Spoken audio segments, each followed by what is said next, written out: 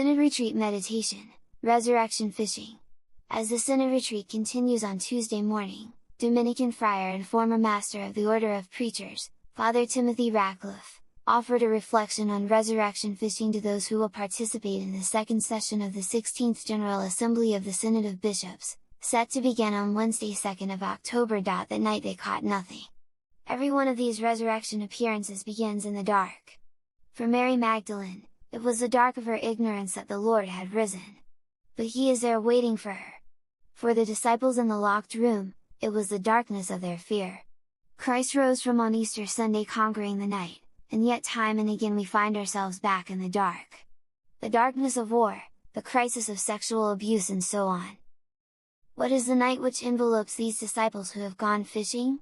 We are back in the ordinary world. Peter says, "I am going fishing." They are back to the old routine. It is almost as if nothing had happened in Jerusalem. Their nets are empty. They are empty. The stranger asks if they have even a tiny bit to eat.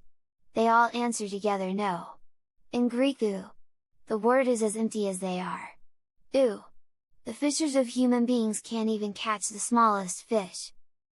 We have all known those moments when we seem to achieve nothing. The initial enthusiasm has faded. As we start a second assembly, I bet some of us feel that. Those who had begun with enthusiasm and excitement might be wondering whether we are going anywhere. Some of us never believed we were anyway. The most common question I have received about the Synod these last 11 months has been skeptical: has anything been achieved? Isn't all a waste of time and money? But the stranger is there on the beach even before they spot him.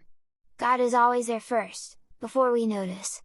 In the prologue of the Rule of Saint Benedict, God says, "My eyes are upon you and my ears open to your prayers. And before you call, I will say, Behold, I am here." God is waiting, even before we pray.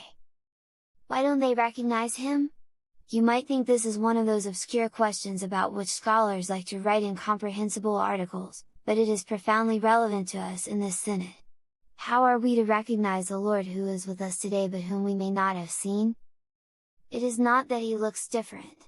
No, it is because they had never really seen Him before. Herbert McCabe puts it well: people are not just recognizing Jesus as the man they knew was killed. They are recognizing Him as the man they sort of knew and thought they knew, but didn't really know until now.